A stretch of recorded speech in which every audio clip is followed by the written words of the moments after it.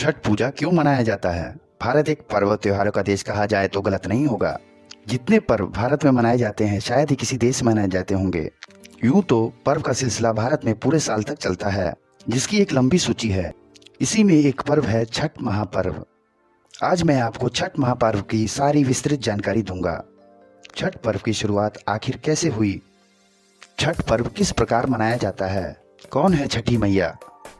और क्यों सूर्य उपासना के मौके पर छठी मैया के जयकारे के नारे लगाकर उनकी पूजा की जाती है? हेलो एंड वेलकम फ्रेंड्स, मैं दीपक रुद्र सिंह और आप देख रहे हैं आपका अपना चैनल वर्षादीप व्लॉग्स। दोस्तों, अगर हमारे द्वारा दी गई जानकारी आपको अच्छी लगे या आपके किसी भी काम आई हो तो प्लीज़ हमारे चैनल को सब्सक्राइब और इस वीडियो को लाइक ज़रूर कर दें। तो आइए जानते हैं। भारत एक ऐसा देश है जिसको त्योहारों की भूमि कहा जाए तो गलत नहीं होगा। इन्हीं पर्वों में से खास है दीपावली। 5 दिनों तक चलने वाले यह पर्व भैया दूज तक ही सीमित नहीं रहता, बल्कि ये पर्व छठ महापर्व तक चलता है। भारत के बिहार, झारखंड और पूर्वी उत्तर प्रदेश में मनाए जाने वाले पर्वों में से छठ महापर्व अहम पर्व है। धीरे धीरे ये पर्व प्रवासी भारतीयों के साथ साथ विश्व प्रचलित या विश्व प्रसिद्ध हो गया है। नहाय खाए से लेके उगते सूर्य को अर्घ देने तक चलने वाले यह पर्व का एक अलग ही महत्व है। छठ पर्व की शुरुआत आखिर कैसे हुई? इसके पीछे क्या ऐतिहासिक कहानियां प्रचलित है? पुराण में छठ पूजा की कहानी राजा प्रियव्रत को लेकर है। कहते हैं राजा प्रियव्रत को कोई संतान नहीं थी, तब महर्षि कश्यप ने पुत्र की प्राप्ति के लिए यज्ञ करने के लिए कहा। प्रियव्रत की पत्नी मालिनी को आहुति के लिए बनाई गई खीर दी, इससे उनको पुत्र की प्राप्ति हुई, लेकिन वो पुत्र मृत पैदा हुए। उसके बाद प्रियव्रत पुत्र को लेकर शमशान गए और पुत्र वियोग में प्राण त्यागने को व्याकुल हो गए। उसी वक्त भगवान की मानस पुत्री देवसेना प्रकट हुई। उन्होंने कहा क्योंकि वो सृष्टि की मूल प्रवृत्ति के छठे अंश में उत्पन्न हुई है, इसी कारण वो षष्ठी कहलाती है। उन्होंने राजा को और दूसरों को पूजा करने के लिए प्रेरित करने को कहा। राजा प्रियव्रत ने अपने पुत्र की इच्छा के कारण देवी षष्ठी की व्रत की और पुत्र की प्राप्ति हुई। कहते हैं ये पूजा कार्तिक शुक्ल की षष्ठी को हुई थी और तभी से ये छठ पूजा होती है। इस कथा के अलावा एक कथा राम सीता जी के साथ भी जुड़ी हुई है।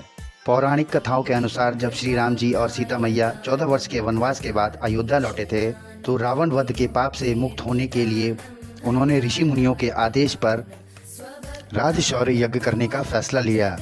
पूजा के लिए उन्होंने मुद्गल ऋषि को आमंत्रित किया। मुद्गल ऋषि ने माँ सीता मैया पर गंगा जल छिड़क कर पवित्र किया और कार्तिक मास के शुक्ल पक्ष की षष्ठी तिथि को सूर्य देव की उपासना करने का आदेश दिया, जिसे सीता मैया ने मुद्गल ऋषि के आश्रम में 6 दिनों तक रह के सूर्य देव की भगवान की पूजा। दोस्तों, छठ पर्व किस प्रकार मनाया जाता है? छठ पूजा 4 दिवसीय उत्सव है। इसकी शुरुआत कार्तिक शुक्ल चतुर्थी को और संपन्न कार्तिक शुक्ल की सप्तमी को होती है। इस दौरान छठ करने वाले 36 घंटे की व्रत करते हैं। नहाय खाए यानी पहला दिन कार्तिक शुक्ल चतुर्थी नहाय खाए के रूप में मनाया जाता है। सबसे पहले घर की सफाई कर उसे पवित्र बना लिया जाता है। इसके पश्चात छठ व्रतियां स्नान कर पवित्र तरीके से बने हुए शुद्ध भोजन ग्रहण कर व्रत की शुरुआत करती हैं। घर के सभी सदस्य व्रती के भोजन उपरांत ही भोजन ग्रहण करते हैं। भोजन के रूप में कद्दू, दाल और चावल ग्रहण किया जाता है। ये दाल चने की होती है।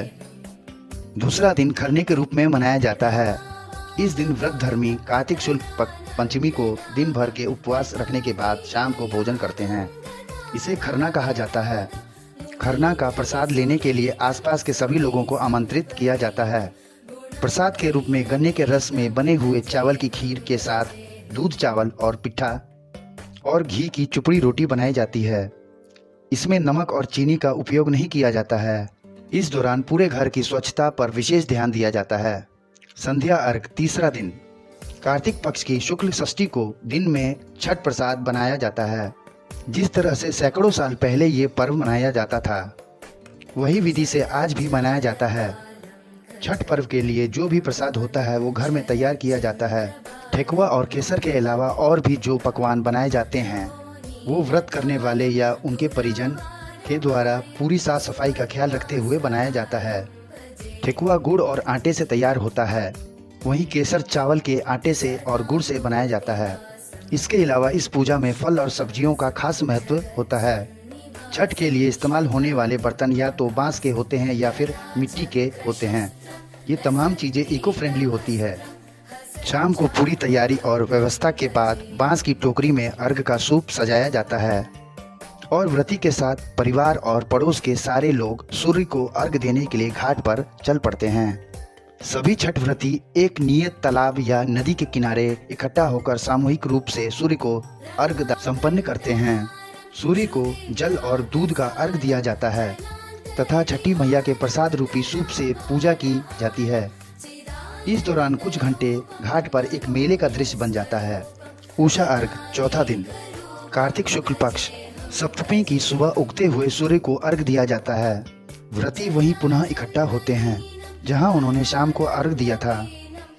पुनः पिछले शाम की प्रक्रिया की पुनरावृत्ति होती है। अंत में व्रती कच्चे दूध को शरबत बनाकर पीती हैं और थोड़ा सा प्रसाद ग्रहण कर अपना व्रत को पूरा करती हैं। कौन है छठी मैया और क्यों सूर्य उपासना के मौके पर छठी मैया के जय जयकारे के नारे लगाकर उनकी पूजा की जाती है? वेदों के मुताबिक छठी मैया को उषा देवी के नाम से भी जाना जाता है। छठी मैया के बारे में कहा जाता है कि छठी मैया सूर्य देव की बहन है।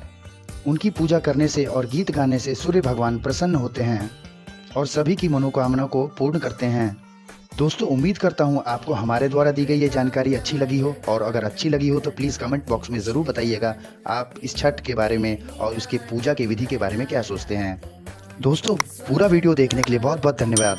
तो मिलते हैं दूसरी किसी वीडियो में। धन्यवाद।